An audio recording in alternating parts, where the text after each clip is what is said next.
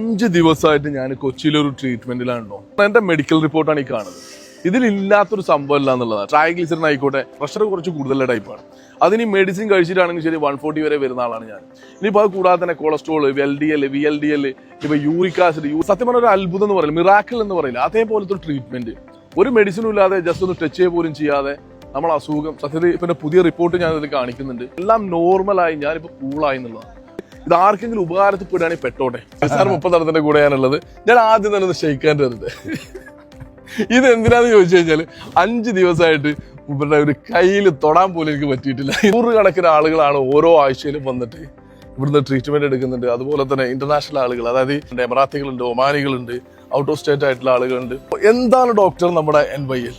അക്യുപഞ്ചറിനെ base ചെയ്തിട്ട് ഞാനൊരു 23ഓളം type ട്രീറ്റ്മെന്റുകൾ പഠിച്ചിട്ടുണ്ട്. അപ്പോൾ ആ പഠിച്ചതിൽ നിന്ന് അക്യുപഞ്ചറിന്റെ ബേസിൽ നിന്നിട്ട് ഞാനൊരു ചികിത്സാ സംവിധാനം ഉണ്ടാക്കിയതാണ്. എനർജി ബേസ് ചെയ്താണ് രോഗങ്ങളെ മാറ്റുക.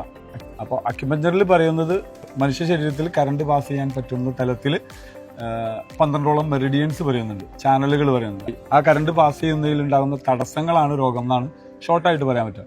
ആ തടസ്സങ്ങളെ നീക്കാൻ എനർജി ഒന്ന് ബാലൻസ് ചെയ്ത് കൊടുത്താൽ മതി. എനർജിയുടെ എക്സസ് ഓർ ഡെഫിഷ്യൻസിയാണ് എല്ലാ രോഗവും എന്നാണ് നമ്മൾ പറയാം. അതിപ്പോൾ സയന്റിഫിക്കലി മറ്റുള്ള കാര്യങ്ങളൊക്കെ പറയുമ്പോഴും ഏത് രോഗം എടുത്തു നോക്കിയാലും അതിൻ്റെ ബാക്കിൽ കിടക്കുന്നത് എനർജിയുടെ ഏതോ ഒരു ഇൻബാലൻസ് ആണ്.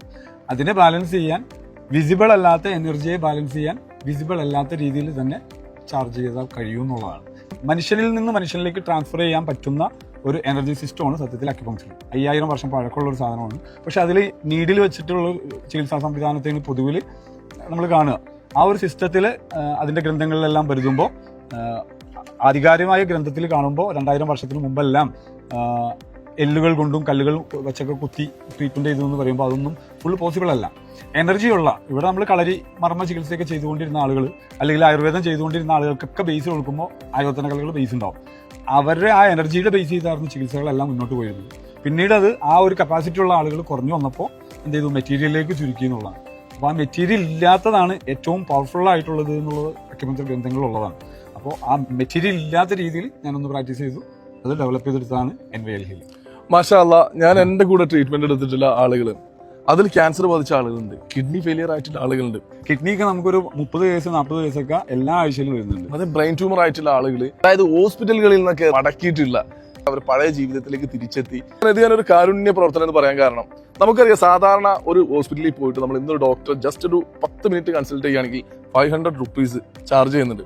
ഇവിടെ 1 മണിക്കൂർ ഇരുന്നിട്ട് നമുക്ക് ട്രീറ്റ്മെന്റും തരുന്നുണ്ട്. അതിനപ്പുറം ഡോക്ടറുടെ ഓരോ വാക്കുകളാണെങ്കിലും ശരി, നമുക്ക് ജീവിതത്തിൽ ഒരുപാട് മാറ്റങ്ങൾ വരുത്തുന്ന ഒരുപാട് വാക്കുകളുണ്ട്. അതിന് വായിക്കുന്നത് വെറും 300 രൂപയാണ്. പാവപ്പെട്ട ആളുകൾക്ക് ഫ്രീ ആയിട്ടും കൊടുക്കുന്നുണ്ട്. ഇവരെ കോൺടാക്ട് ചെയ്യേണ്ട നമ്പർ ഞാൻ ഇതിന്റെ താഴെ കാണിക്കുന്നുണ്ട്. കണ്ടു കേട്ട് തള്ളിക്കളഞ്ഞ ഒരാളാണ്. അനുഭവത്തിലൂടെ ഞാനത് പഠിച്ചു. ഇത് ഒരുപാട് പേർക്ക് ഉപകാരത്തിൽപ്പെടും. ഇൻഷാ അല്ലാഹ്